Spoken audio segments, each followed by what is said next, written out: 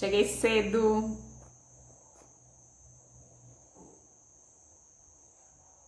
Olá, pessoal. Eu tava com saudade de vocês. Festas juninas e não teve live. E eu sei que tem gente que não é somente de Pernambuco que tá assistindo a live da gente, que já começa às 20 horas.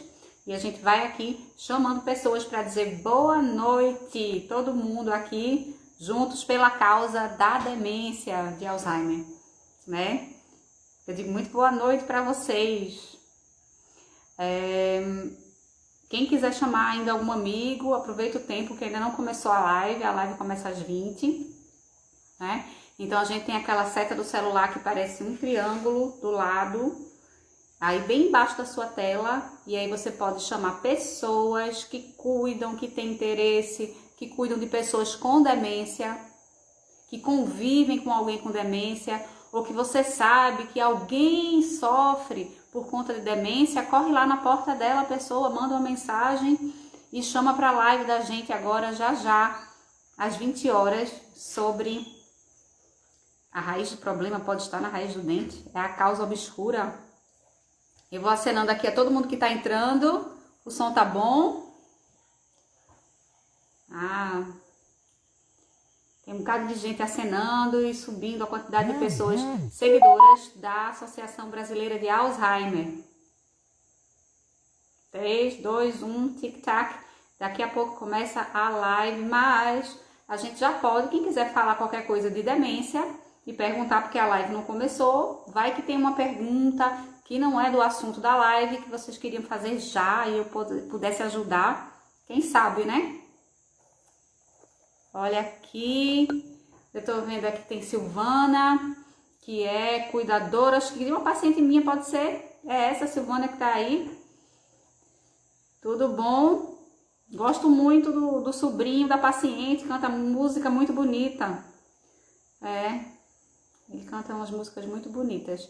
Tem o pessoal da fisioterapia, então o legal das lives da Abraz é que ela compõe não apenas os cuidadores diretos dos pacientes com demência, mas também dos cuidadores, outros que eu converso muito nas aulas da gente e gosto muito de terminar com a frase ou começar, somos todos cuidadores, né? O médico cuida do paciente, o fisioterapeuta cuida do paciente, terapia ocupacional cuida, então a equipe multidisciplinar está cercando o paciente com demência, com vários detalhes ao longo do desenvolvimento dessa degeneração, dessa neurodegeneração, e lembrando que o cérebro controla todas as funções do nosso organismo. Então, ao passo que a demência se instala e se desenvolve, várias funções vão sendo acometidas.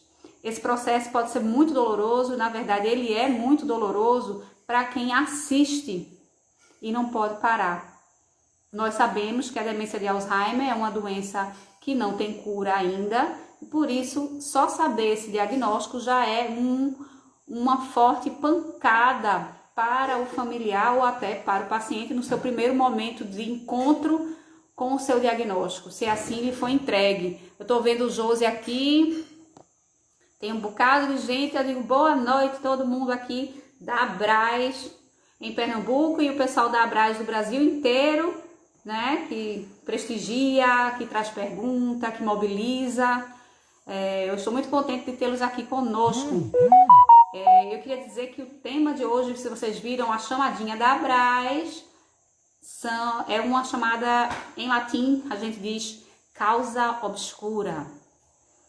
É quando a gente tem uma coisa que a gente sai procurando e não descobre uma coisa muito diferente, e até chegar ao diagnóstico não é simples. Então, até o tempo que a gente médico demora para chegar a um diagnóstico pode ser muito doloroso para aquele que está sofrendo e quem está do lado. Porque então, até antes de você ter um diagnóstico, você não está com tratamento algum, certo? Sem diagnóstico, qual é o tratamento que eu vou receber, né? E quando o diagnóstico é difícil, então, o caso de hoje, eu vou começar E vou lembrar vocês aqui, que acabaram de entrar agora, que para fundamentar a história da demência é que por ano nós temos 2 milhões de casos novos no Brasil. Tá? Então a gente tem o contexto da longevidade, do aumento dessa expectativa de vida, dessa pirâmide de expectativa de vida mudar, né? E assim a prevalência de demência tem aumentado também no Brasil e no mundo inteiro.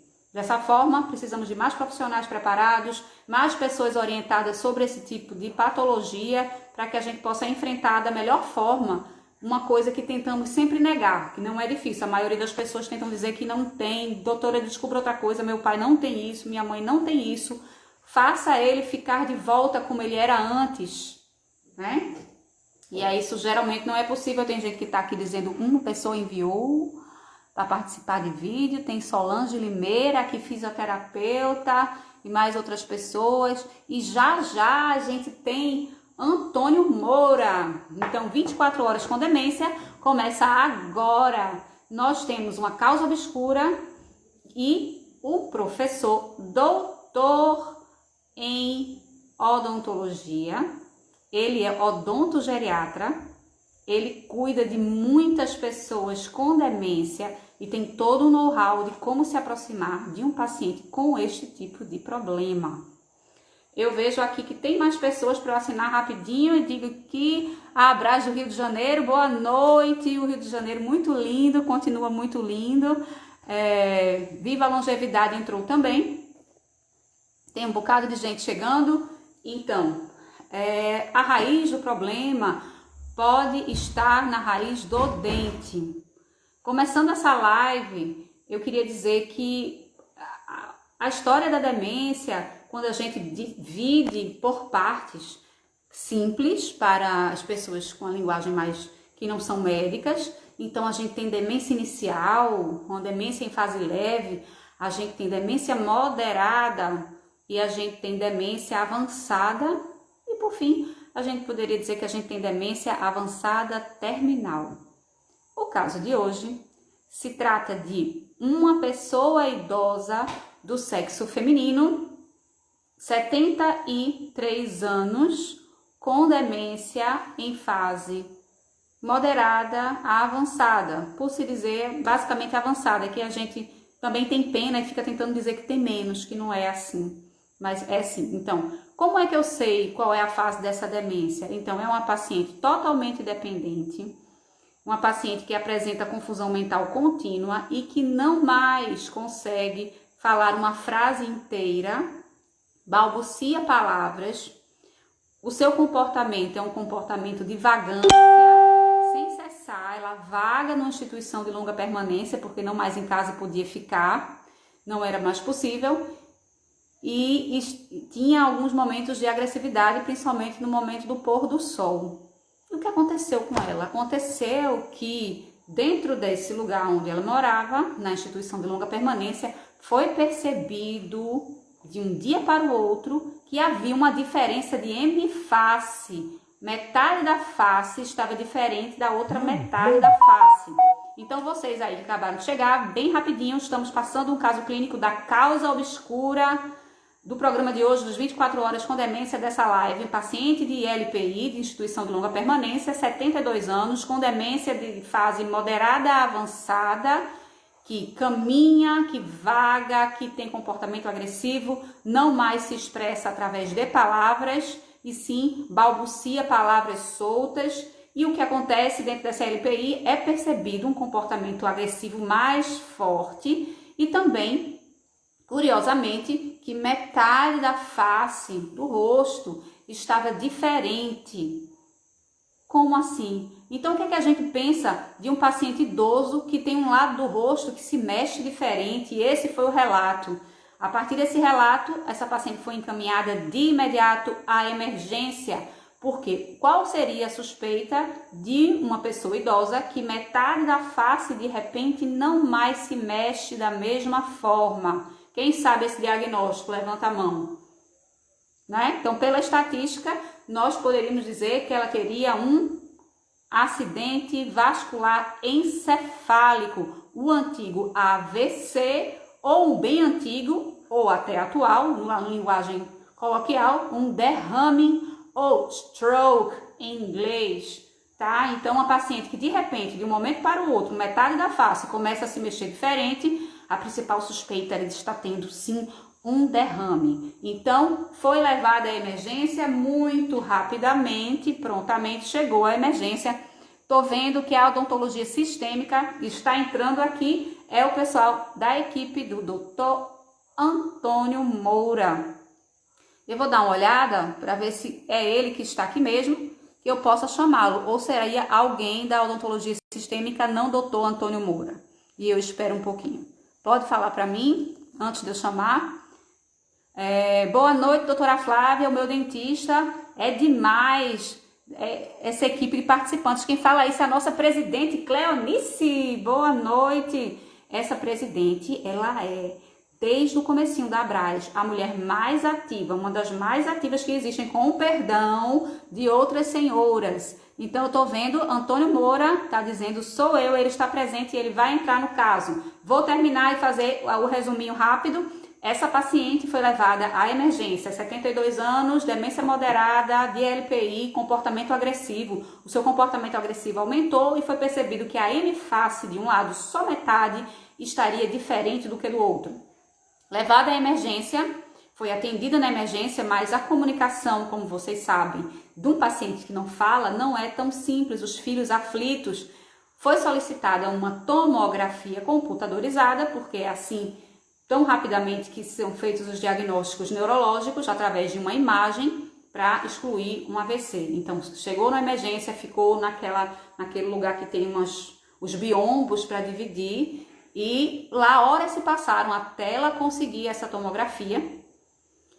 Ela ficou sem comer, ninguém ofereceu comida, porque como não era um paciente internado, por que levar um lanche? Não é isso mesmo? Porque se a paciente não pediu, por que chegar um lanche? Então, veja a história da paciente com demência que não tem como solicitar e o familiar não sabia o que fazer. Eu fui chamada para atender essa doente, chego no hospital, ela está sim dentro da sala, ela ainda aguardando a tomografia, eu peço para que agilize, mas ela fica com mãos frias. O que é que ocorre? Depois de perguntar que não comeu, uma hipoglicemia, nós pegamos a ver imediatamente que era difícil, o paciente não permitia, e após a administração de glicose, ela tornou a si novamente. Foi para a tomografia, eu entro na sala, não tem derrame. Qual era o diagnóstico? Então, no exame físico, eu vi claramente que uma M-face era diferente, a mobilidade sim era um pouquinho diferente, os reflexos eram idênticos, mas a verdade é que ela tinha edema de face. Metade da face tinha um edema e o outro lado não. E qual foi a hipótese diagnóstica? Eu imaginei que após tudo aquilo, ela teria um dente comprometido que tivesse com um edema e causando um edema de face. Como é que eu ia fazer um exame numa paciente com demência sem um especialista? E aí que eu chamo o doutor Antônio Moura para dizer pra gente o que é que havia ali.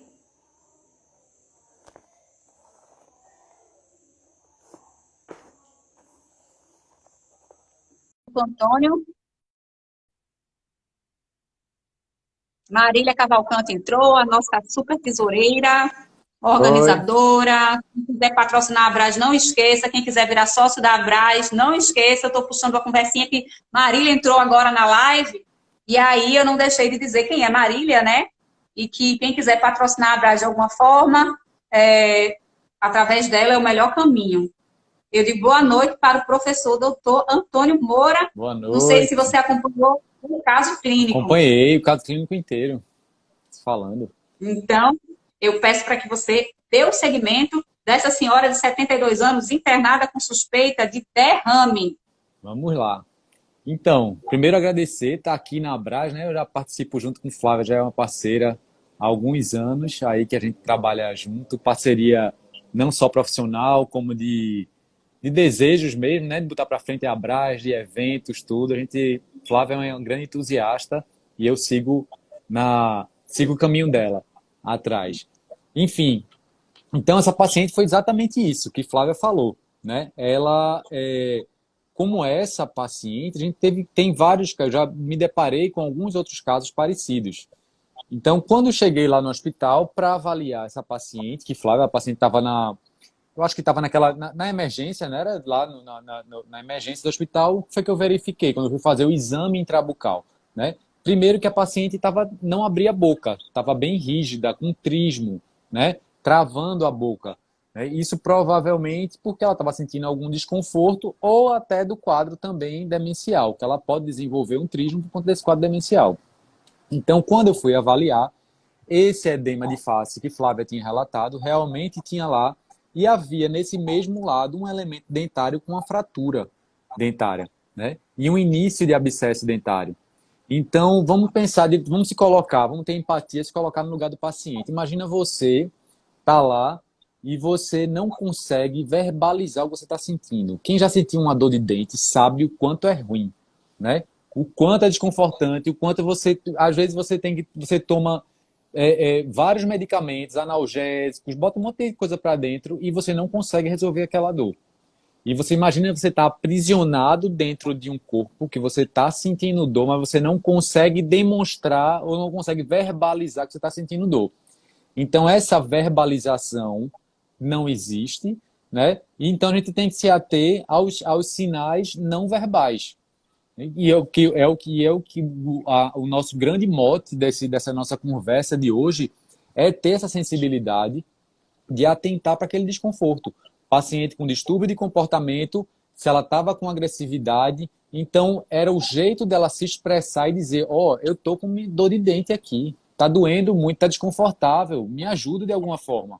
Então essa é a forma dela demonstrar isso aí, né? Então você imagina, ela tá com dor de dente sem conseguir demonstrar. Então a gente interviu nessa paciente depois, né? Fez uma intervenção, uma extração dentária e resolveu o quadro dessa paciente naquele momento, né? A alteração de comportamento depois foi controlada porque era momentânea devido àquele quadro de dor e de infecção. E você imagina que aquilo ali não está só na boca, né? Ele está repercutindo no restante do corpo também, sistemicamente nessa paciente. Então ele vai desregular outras coisas dessa paciente também. Então a gente tem que pensar nisso aí.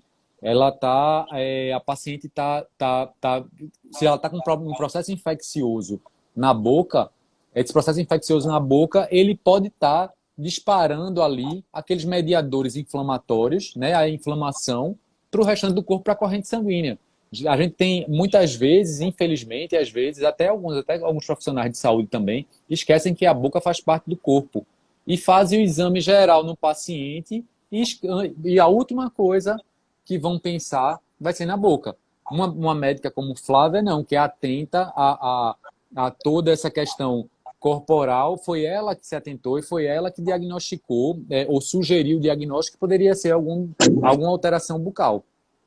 Mas nem sempre a maioria faz isso. Então o paciente às vezes aumenta o tempo de internação, muitas vezes, aumenta o número de medicamentos que está ingerindo e faz exame, faz isso, porque eles investigam tudo, mas não investigam que seria um simples exame bucal. Eu ia fazer uma pergunta, ela é um pouquinho avançada, mas eu não me controlei, porque médico pergunta mesmo assim, mas todo mundo vai entender, porque quem é cuidador, entenda, passa ou já passou por muitas, entre aspas, pisadas, que é levar um paciente para emergência, né? Isso. Ou então aquilo que costuma ter muito, infecção urinária de repetição.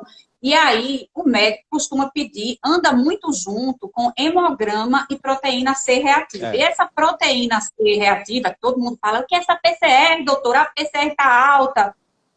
Quando esses dentes estão nesta situação que eu citei, né, que causou edema de face, você vê que a face também, aparentemente, esteve com edema, né, que esse edema era grande. A PCR sobe também.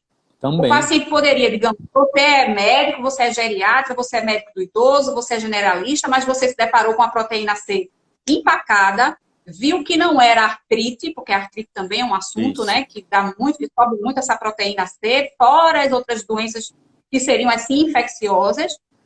Com o dente, é comum ficar pendurada uma proteína C reativa alta. Com certeza, não só uma proteína C reativa alta, como leucócito também.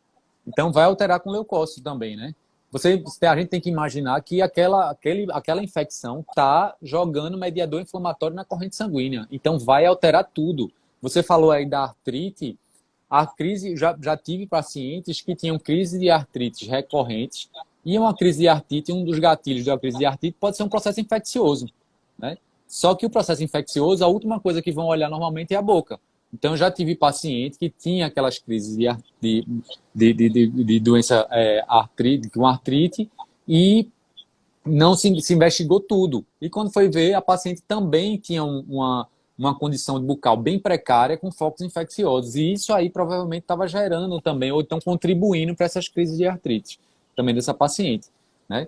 Então, é uma coisa a se pensar, está tudo interligado. Não só isso, como a glicemia do paciente, às vezes. Você tem uma infecção na boca, você pode ter uma glicemia alterada por conta daquela infecção não controlada, né? Justamente por conta disso, por esse desequilíbrio que existe. Então, o exame de sangue do paciente, o hemograma do paciente alterado em várias coisas, podem significar também alterações bucais, né? E aí você entenda como nós médicos ficamos, claro, os familiares também, que é ter essa situação, ficar, por exemplo, do ajuste da glicemia, vamos aumentar a dose da metformina, eu citei esse nome porque é um dos mais comuns remédios para diabetes em forma de comprimido, tá? Que pega até no posto de saúde. Então, a maioria da população passou por esse remédio ou passará. Então, o médico, ao invés de chamar o odontólogo para ter noção, ou pelo menos pensar na saúde bucal, examinar isso, fica aumentando dose de comprimidos na tentativa de ajustar essa glicemia. E isso vai danificar os órgãos de metabolização, porque qualquer comprimido que entrar no seu corpo, não esqueça, ele vai ter que passar pelo fígado e pelos rins, e usando isso repetidas vezes, você terá uma conta que geralmente é uma conta negativa. Então, por favor, prestem atenção nisso aqui que o professor Dr. Antônio Moura falou, porque a gente não deve danificar o paciente. Esse é um recadinho para nós médicos, Exatamente. Tá? Os médicos jovens, os médicos velhos, qualquer médico. Lembrar que existe dente. Exatamente. E assim, a introdução de medicamentos de forma exacerbada é uma iatrogenia para o paciente idoso, né? O que mais a gente quer no paciente idoso é secar aquele número de medicamentos que ele está fazendo uso. Então, se eu vou, aí o paciente está com a glicemia desregulada. Aí ele vai no médico, troca medicamento, introduz um, tira outro e não resolve. E muitas vezes é uma condição sistêmica do paciente que não está sendo visualizada naquele momento que está alterando aquela glicemia. Então é importante fazer isso, né? Não só isso aí, como também, se a gente pensar, a gente tem que pensar o seguinte, na boca, a gente tem um meio, a boca é um meio, não é infectado, mas ele é um meio contaminado, ele está cheio de bactérias, vírus e fungos, todo mundo vivendo ali de forma harmoniosa. Só que o que é que acontece no paciente idoso, no paciente com Alzheimer, principalmente um Alzheimer mais avançado? A higienização bucal, ela não muitas vezes, satisfatória, né? Quando é inexistente a higienização, que é o que a gente vê muitas vezes, né? A negligência da higienização bucal. Então, essa negligência da higienização bucal vai fazer o quê? Com que aquele meio que está ali, que sempre viveu na minha boca e na sua boca em equilíbrio, ele começa a desequilibrar, né? Não só por conta disso, mas por conta da introdução de diversos medicamentos que o paciente idoso faz uso, causa alteração de saliva, né? A saliva é extremamente importante para o equilíbrio do meio bucal também. Então, esse desequilíbrio da microbiota bucal, para esse paciente idoso, que já está um paciente debilitado, ele pode ser um problema sério, né? E causar essas interferências em órgãos à distância. A pneumonia é uma dessas coisas que pode ter, né? Qual o paciente idoso que a gente não vê pneumonia? Muitas vezes infecção respiratória recorrente. É muito comum, né, Flávia? Você verificar isso aí. Sim, sem dúvida, nós temos muita, sim, infecção respiratória, broncoaspiração é uma das causas principais para acontecer. Também são aqueles pacientes que têm problemas já crônicos, como doença pulmonar obstrutiva crônica e que não são vacinados. Atenção para o calendário vacinal, que a gente não pode deixar passar, né? Isso existe uma regra para isso. Pergunte ao seu médico. Mas eu vou fazer uma outra pergunta aqui para o doutor Antônio Moura. A gente falou, entre aspas, da negligência, da gente não olhar a boca do paciente e também achar que talvez não precisasse, que esse não é o assunto dele, né? Mas eu ia perguntar já o oposto. E quando a pessoa acha que é um cuidador muito bom e teve aquela ideia de quanto mais melhor. Pegou o enxaguante bucal, aí você já deve ter... Eu não passei por isso, não. Eu estou perguntando porque você já deve ter passado por isso. Colocou várias vezes aquele ali, por dia. É ruim isso? Passar várias vezes por dia o enxaguante bucal? Pois é. O mais nem sempre é o melhor para o paciente, né? Nem para a gente, nem para o paciente idoso. Então, eu sempre quando vou dar minhas aulas, eu vi que tem alguns alunos aqui de curso de gerontos e tudo que estão aqui falando. Quando eu vou dar minhas aulas, uma das fotos que eu coloco na minha aula é o seguinte, é uma escova de dente com aquela pasta de dente, mas aquela pasta que o pessoal gosta de colocar, que parece um recheio de bolo, até o final.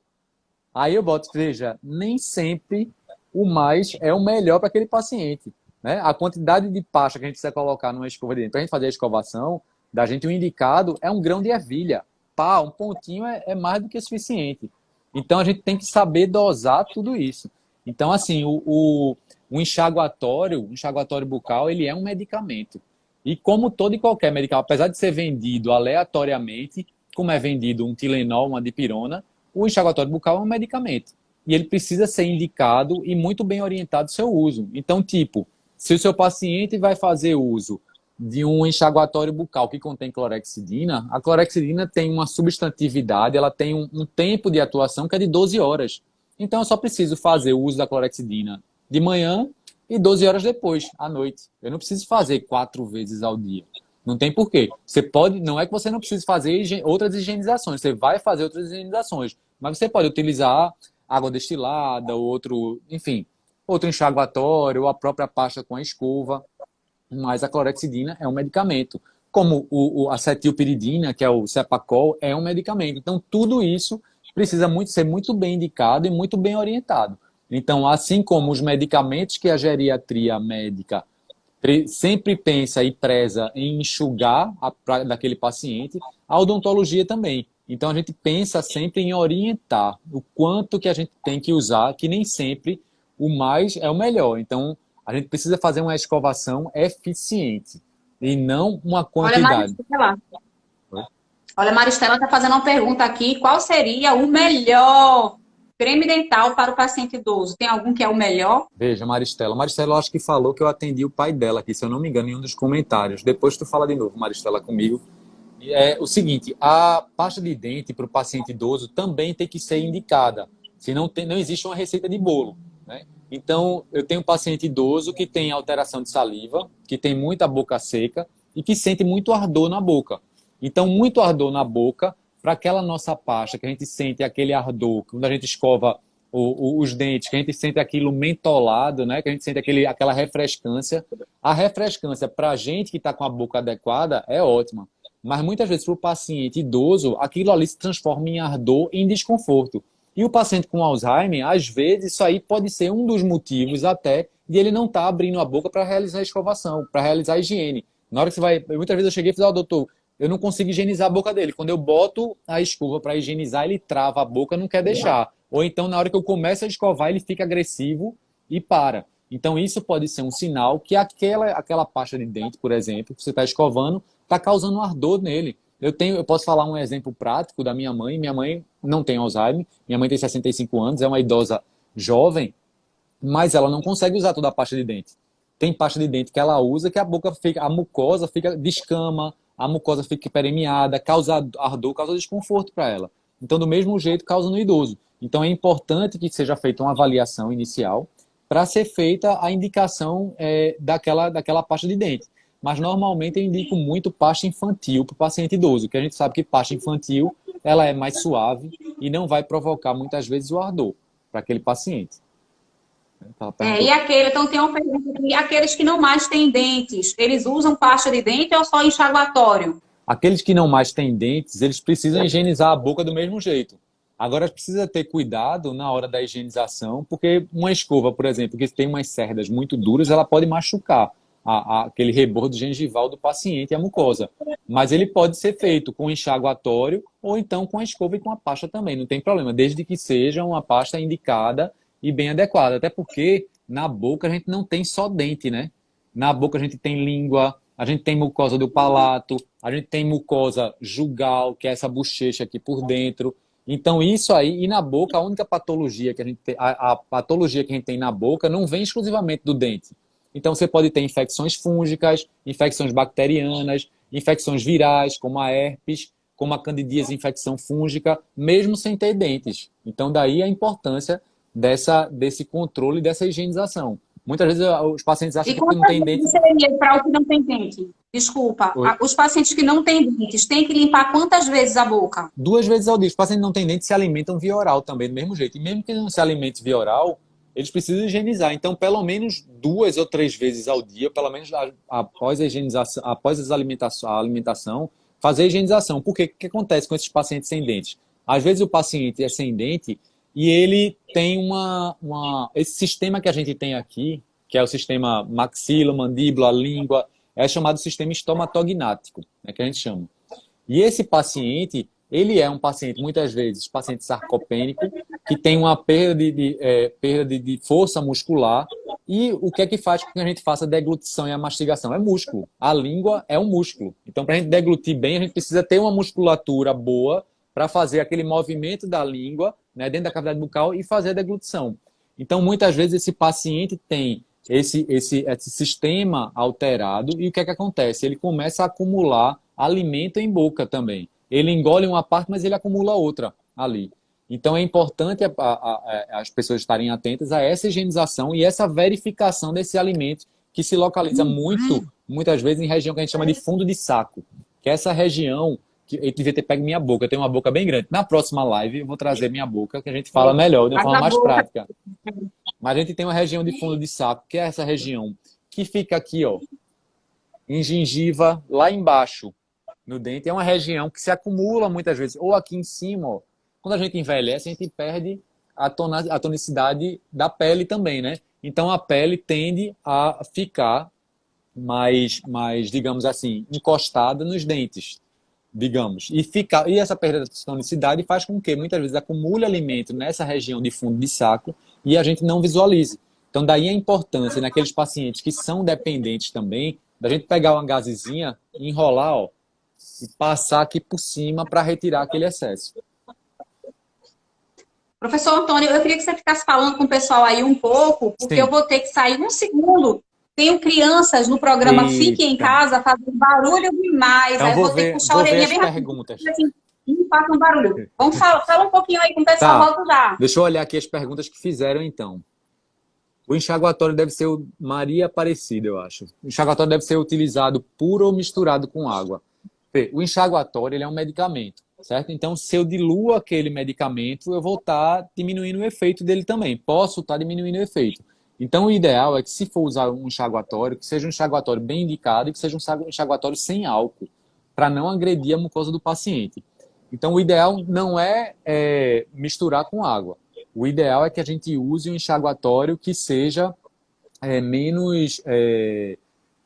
que não tenha álcool, né? Esse é que é o ideal.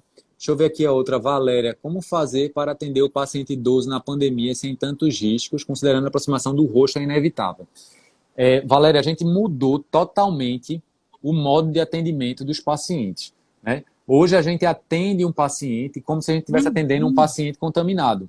Então, tanto é que no consultório mesmo, a gente reduziu o número de atendimentos, a gente atende metade, mais ou menos, do que a gente atendia antes. A gente atende um paciente, dá um intervalo de 1 hora para a sala ficar inativada, para fazer toda a descontaminação e para atender outro. E fora isso, a gente atende com toda aquela paramentação. Então, a gente atende com aquela roupa impermeável, com máscara N95, óculos de proteção e aquela viseira, até aqui. Então, esse é um modo de a gente se proteger, né? Não só eu, profissional, me protegendo, como proteger também o paciente. Então, qual é a principal via de transmissão do coronavírus? É através de gotículas, né? Gotículas de saliva, né? Gotículas, ou então gotículas que a gente faz de aerosol em boca quando vai fazer algum tipo de procedimento que possa gerar aquelas gotículas menores. Então, para isso, a máscara N95, ela é eficiente essa máscara N95, ela não deixa que o vírus passe. Então, é o que a gente usa para fazer os atendimentos. E aqueles pacientes idosos que estão assim, eu tenho aquele paciente idoso que eu não quero levar ele para o consultório, que eu não quero expor ele a um risco. né? A sair de casa, me mobilizar. E existe a odontologia domiciliar. Eu faço odontologia domiciliar. Então, o que é que a gente tem feito em alguns dias, que eu tenho feito em alguns pacientes, que eu tenho notado que tem ficado com medo? Isso aí. A gente vai na casa dele e faz o atendimento lá na casa dele com todos os equipamentos que a gente faz dentro do consultório. Então, nessa pandemia, essa poderia ser uma forma assim, de minimizar esse risco e esse medo, né? Aí tem outra aqui. Selma está perguntando: uma prótese dentária com grampos pode ser colocada em pessoa idosa com doença de Alzheimer?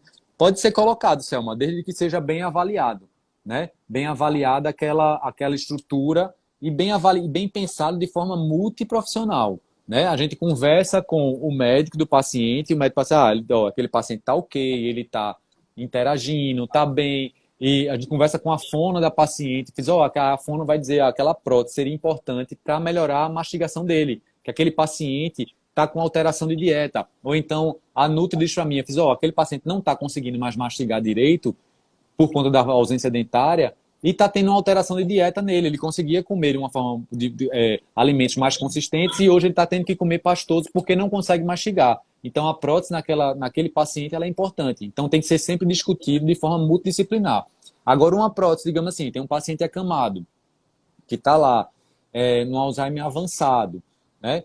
E aquele paciente vai ser submetido a uma sonda. Não tem, ou vai para uma gastrostomia, às vezes, que é o que a gente não quer, que ninguém quer, mas às vezes acontece. E, então, assim, aquele paciente, a gente tem que pensar quais seriam os benefícios daquela prótese para o paciente ali.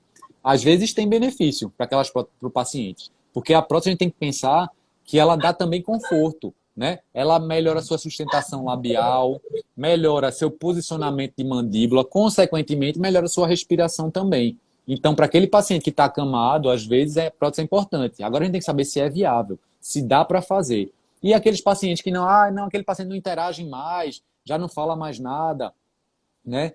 Mas tem a questão social também, né? Será que ele não está interagindo? Porque inconscientemente aquela pessoa foi uma pessoa sempre vaidosa, que sempre usou prótese. E naquele momento ele está sem prótese. Será que aquilo, a gente não tem como comprovar, será que aquilo não está influenciando também na falta de interação dele? A ausência dentária, de alguma forma? Então, assim, não tem receita de bolo. Tem pacientes e pacientes. A gente precisa estudar o caso de forma multi para saber indicar. Muito bem, É muito isso? boa pergunta. E ótima resposta também aqui do nosso convidado especial, voluntário da Abras de muito tempo, professor Muito doutor Antônio tempo. Moura. Eu estou olhando aqui que tem pessoal aqui entrando ainda na live, então eu vou lembrar que a gente está no 24 horas com demência, na causa obscura, a raiz do problema pode estar na raiz do dente. Nós já citamos o caso clínico, foi uma senhora de 72 anos com doença de Alzheimer moderada avançada e não mais falava, não se comunicava, foi levada a uma emergência por diferença do volume da face e movimento da face, e assim pensou-se que ela teria tido um AVC, ou um derrame, ou um acidente vascular encefálico, e após a chamada do odontólogo, foi verificada o problema dentário. Tá? Mas essa pessoa teve que passar o dia inteiro na emergência, teve que ter hipoglicemia, porque ninguém falava com ela, nem ela falava com ninguém, foi muito mal interpretada. Então, um outro comentário é dizer que nós não estamos preparados para conversar com pessoas com demência, para se comunicar, então nós precisamos de comunidades amigas da demência, né? Exatamente. Só para lembrar que existem movimentos no mundo, por exemplo,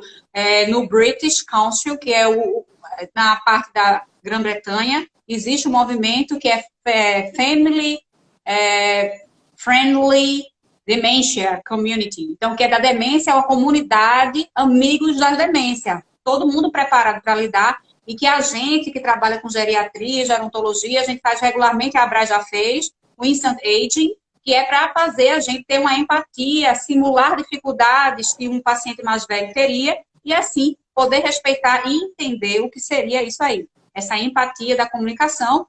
Nas próximas lives a gente vai ter uma que chama-se Validação em Demência, que tem a ver com essa comunicação, não discutir com ele, como é que eu digo não para papai ou para mamãe, e sem fazer um conflito, né, para essa pessoa que está com demência, ou vovô e vovó, depende de quão velho nós somos, e aí assim por diante. Mas uma outra questão que tem em relação ao excesso de remédios, que seria um dos problemas que leva à internação, o que é que você tem de quando o paciente está com, o pessoal chama sapinho, tem pontinhos brancos na boca, dentro da boca, e que às vezes até já foi passado um remédio para fungo, mas só que a comunicação não foi tão legal e ele ficou usando tempos a fio como se fosse um enxaguante, um enxaguatório bucal. A gente tem que... Esse sapinho que a gente fala, esse sapinho é a candidíase, né? Que é uma infecção fúngica. E a gente precisa tratar ela como tal. Então, a gente precisa introduzir, daí a importância da consulta de rotina da odontologia. Assim como tem a consulta do médico, a consulta do nutricionista, né? Da consulta do fonoaudiólogo, a gente precisa criar o hábito de ter uma consulta de rotina para o paciente com Alzheimer também, né? Seja em casa, aquele paciente vai em domicílio, ou seja no consultório, se o paciente ainda for. Mas você precisa fazer uma avaliação a cada, dependendo do caso, né? Normalmente o adulto mais jovem, ou então até o idoso mais ativo, ele faz uma consulta a cada 6 meses. Mas o paciente com Alzheimer, ele precisa diminuir esse intervalo de tempo. Então é importante ter essa avaliação de rotina do paciente, né? Mesmo que o paciente não tenha nenhum dente. Como o Flávio falou aí agora, o sapinho não depende do dente. O paciente pode ser totalmente desdentado e ter infecção fúngica, que é a candidíase. Então a gente precisa entrar com um antifúngico oral, tem enxaguatórios específicos que têm também poder, que tem uma efetividade para o fungo também. Então normalmente a gente associa um tempo com esse enxaguatório, entra com ou uma nistatina ou um Dactarin gel, que é mais fácil de aplicar e mais eficiente também para esse tipo de paciente. Enfim, mas existe receita de bolo e como todo e qualquer medicamento tem suas reações adversas e ele precisa ser pensado, né? Eu não posso introduzir, às vezes, um Dactarin gel num paciente diabético desregulado, porque isso pode agravar ele. Então, assim, tem as reações adversas e tem as interações medicamentosas. Então, a gente precisa saber que tudo que a gente vai prescrever, a gente não vai fazer aquela receita da avó, né? Ah, minha avó disse que isso aí era bom para isso aí. Mas isso aí que era bom para isso aí pode estar interferindo em outra coisa. Então, é importante a gente ter, e o dentista ter essa ligação direta, essa conversa com o médico que acompanha o paciente também, né? Respondi. Eu falo pelo tempo de uso, né? Porque a pessoa diz, são 7 dias, são 10 dias, e quando não se fala, isso que o meu temor é quando o cuidador imagina que aquela solução de nistatina, de petinha, seria para ser usado ad eterno, para sempre. Não, de jeito nenhum. E aí não é para fazer, né? Não, é bom. Tem muito cuidador que eu já vi, utilizando nistatina como se fosse um enxaguatório bucal para higiene. E nistatina não justamente o que eu vi. Exatamente. Nistatina não é material de limpeza de boca. Nistatina é um medicamento antifúngico, né? Precisa ser usado quando o paciente está com fungo. Não é para ser usado ad eterno, não.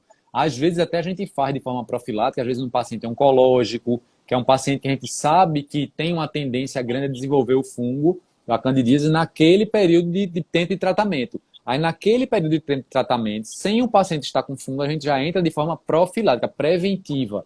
Mas o paciente idoso não precisa isso, não. Tem que ser muito bem orientado, né? Tem um tempo, né? E esse comentário ainda da nistatina, dessa substância, a gente falou da boca, mas eu vou comentar também de uma das questões que são as dermatites de fralda, que muita gente compra aquelas pomadas que tem um conteúdo branco, né? Que é o óxido de zinco. E outras que compram óxido de zinco com nistatina, tá? E não sabem disso, porque ninguém explicou. Eu acho que a culpa é minha, realmente, a culpa é do médico, mas assim, eu vou me defender. Geralmente eu já encontrei em uso disso, usando o tempo inteiro a nistatina com óxido de zinco junto, como se fosse a pomada preventiva. Não é. E não era. Era uma pomada de tratamento, tem até escrito tratamento. Mas é porque é o seguinte, por que é que a dobrinha da fralda continua vermelha? Porque a nistatina, não havendo fungo, ela queima a pele. Então, essa vermelhidão, a ação que você deveria fazer não era colocar mais um antifúngico. Prestar bem atenção e perguntar sempre há quanto tempo está usando essa pomada com nistatina. Mais de 2 semanas? Então, não era ela nem que você deveria pensar em fazer. Troque de tática. Lembre que o excesso de um medicamento, de um antimicrobiano, é danoso. Exatamente. Eu acho que você poderia comentar também o que você encontra nas mucosas orais do paciente que usou 3 antibióticos um atrás do outro. O que é que você consegue observar? A gente pode observar, às vezes, manchamento dentário, muito, né?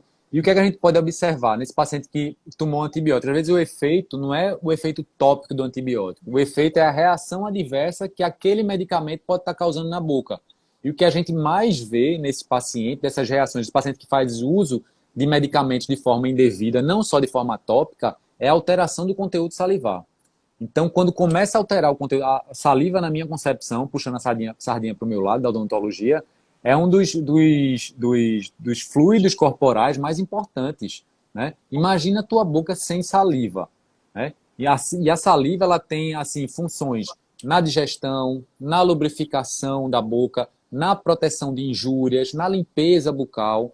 E o que é que a gente vê nesses pacientes? É devido ao excesso, não só às vezes excesso de enxaguatório, que pode causar também essa alteração de saliva, mas outros medicamentos via oral que aquele paciente toma, essa alteração salivar.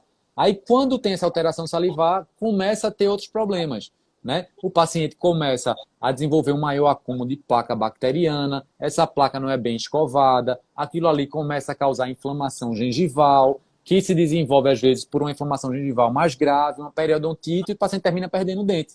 Termina tendo um abscesso dentário, muitas vezes, quando aquilo ali. Às vezes, o paciente fica com um simples ressecamento bucal, né? Imagina você quando está gripado, que você não consegue respirar pelo nariz, você só respira pela boca. Às vezes a gente acorda com aquela boca extremamente seca, que a gente não consegue nem falar. Você imagina isso num paciente, 24 horas ela seca desse jeito. E ele tendo que mastigar e fazer o bolo alimentar sem saliva. Não tem como. Eu faço às vezes nos cursos, quem é aluno do curso de geronto aqui, sabe que às vezes eu levo um secador de cabelo para dentro do curso. Aí eu pego e compro uma Nutella, que é bem gostosa. Aí pego uma colherzinha de Nutella assim, boto na língua chama um voluntário, aí toma, tá uma delícia a Nutella, né? Agora vamos fazer uma experiência, aquele sentindo na pele. Aí eu pego um secador de cabelo, abro a boca, abre a sua boca, fica distante e seco a boca daquele aluno todinho. Agora eu vou botar a Nutella na sua boca. E agora, engole essa Nutella. Aí quando ele engole, o gosto está diferente, está amargo. Eu fiz, claro, você não está sentindo o gosto da comida. Então, às vezes, o paciente está negando a alimentação, não está conseguindo se alimentar direito, ou às vezes por uma simples alteração de saliva, que pode ser resolvida e ser contornada de algumas formas também, né? Eu não sei se eu respondi. A gente falou de uma coisa, já entrei em outro assunto. Porque é muito assunto, é tudo muita interligado. coisa, mas já que a gente está tudo animado, eu vou lhe passar um elogio. Sim. Excelente, muito esclarecedor, orientações muito pertinentes, o paciente visto na inteireza. Ser integral, parabéns. Eu falei aqui, e Marlene está falando aqui que é do Solar Daycare, eu atendo lá de vez em quando também, os pacientes têm uma rotina. É muito importante a gente ter essas parcerias com esses profissionais que têm essa visão multidisciplinar, que entende. E uma das profissionais que está aqui é Marlene, que está aqui, que é terapeuta ocupacional, como Antônio, nosso amigo, que é terapeuta ocupacional também, né? E Karina, acho que foi que não está aqui, mas enfim, essa visão multidisciplinar, o pouquinho que a gente faz com cada especialidade, a gente traz um benefício muito grande para o paciente. E é isso que a geronto e a geriatria tem que pensar, né? Dessa forma. Aí perguntaram aqui se a nistatina na pomada pode influenciar na saliva. Não, na pomada não. É a nistatina na boca que a gente falou, né? E outras coisas, mas são outros medicamentos que causam alteração salivar. E tem uma lista enorme, antihipertensivo, antidepressivo, vários deles causam alteração salivar. Então isso pode ser bem controlado de algumas formas, com algumas alternativas, com substitutos salivares pelo cirurgião dentista. Isso traz um conforto muito grande, né? A gente já pegou várias vezes pacientes que a gente vê em situação mais avançada e muitas vezes com a higienização negligenciada, que a boca está tão ressecada que começa a formar aquelas crostas na boca, crostas mesmo. Aquilo ali causa um desconforto muito grande. Eu já vi crosta de obstruir via aérea, né? Formar aquelas rolhas de paciente e aquilo ali está causando, desaturando aquele paciente, derrubando, diminuindo a saturação desse paciente. Então, assim, a boca é muito importante, a gente precisa olhar para ela. Paulo Sim, César agora tá eu queria perguntar. pela boca. Pode falar. Sim, quando a gente tem um paciente agressivo, né? Então, o cuidador quer saber, porque uma coisa é você ser o odontólogo treinado, que tem um abridor de boca e que sabe como realizar uma higiene. Essa visita domiciliar, ao meu ver, ela é imprescindível, porque você vai precisar explicar mesmo ao vivo, não é indo apenas no consultório. Você teria que estar dentro do ambiente daquela pessoa para entender o que está disponível, qual é a altura da pia, se a pia vai ao paciente, se é um copo com água que chega na boca dele. Isso precisa ser explicado presencialmente pelo odontólogo ao cuidador, porque por desespero, e aí eu divido a dor, né? E a gente divide a dor deles, eles deixam de escovar, sim, de fazer a escovação dos pacientes, a higiene bucal. Então, essa dica aí é uma consulta odontológica. Exatamente. E outra coisa, o ambiente, quem faz geriatria e geronto, sabe que a gente não olha só para aquele foco, né? Tipo, eu vou avaliar um paciente, eu não olho para a boca do paciente só. A gente vê a boca, vê o ambiente, vê a questão social, vê a questão familiar, vê tudo. E tudo isso influencia na condição bucal do paciente. Tudo isso influencia para mim. Eu vou contar um caso de uma paciente de uma instituição de longa permanência que eu atendia em São Paulo, na minha época da especialização, que a gente ia para lá uma vez por mês. E ela vivia numa instituição de longa permanência pública, né? Era uma instituição que tinha vários idosos. E tinham poucos cuidadores para muitos idosos. Realmente era insuficiente o número de cuidadores que tinha para aqueles idosos. E aquela paciente, ela não tinha dente, mas ela tinha prótese superior e inferior, total, e sabia escovar os dentes bem. Eu pegava, quando eu ia para lá, eu levei uma escova para ela, dava orientação de escovação e ela sabia escovar. E sempre que eu ia revisitar essa paciente, a prótese estava suja, cheia de fungo, a boca com fungo, enfim. Como é que eu vou resolver esse problema dessa paciente, né? Então, pensando no ambiente, foi o que a gente fez. Eu peguei um cartaz, escrevi no cartaz, a senhora consegue ler isso aqui? Perguntei, com a conversa com ela, ela chamava de dentadura. É importante também a gente saber se comunicar, aquele negócio da comunicação, que é exatamente o tema da nossa live, é a comunicação, né? Então, tem 10 minutos, eu acho, Flávia, que falaram aqui. Rebeca falou 10 minutos. É porque eu entrei 10 minutinhos antes, eu abri às 10 para as 8, para não perder a gravação. Como é que a gente está aí de minutos? 10 minutos, Rebeca falou. Que falta. Rebeca, entramos às 10 para as 8, só para lembrar, tá? Tudo certo? Para a gente não perder? Tudo certo, deu ok. Vamos lá. Então, assim, essa paciente foi o que a gente fez. Aí eu pensando naquele ambiente, vendo que aquela paciente não ia ter uma assistência só dela, por conta daquele número de cuidadores, a gente fez um cartaz e botou aquela questão da comunicação, né? Vamos ver, a senhora consegue ler isso aqui? Consegue. Como é que a paciente chama a prótese? Ela chama dentadura, ela chama, enfim, perereca, seja lá como é que for. Mas eu peguei e coloquei lá, ela chamava dentadura. Coloquei tirar a dentadura antes de dormir, higienizar a dentadura depois do almoço, jantar e café da manhã. E eu vou colar aqui no seu banheiro, certo? Colei no banheiro dela. Quando foi no mês seguinte que eu fui ver, a prótese estava muito melhor, muito mais bem higienizada. Enfim, foi uma terapêutica não odontológica diretamente, mas que a gente conseguiu um benefício. Eu trouxe um benefício para ela porque eu conhecia o ambiente dela e conhecia a realidade.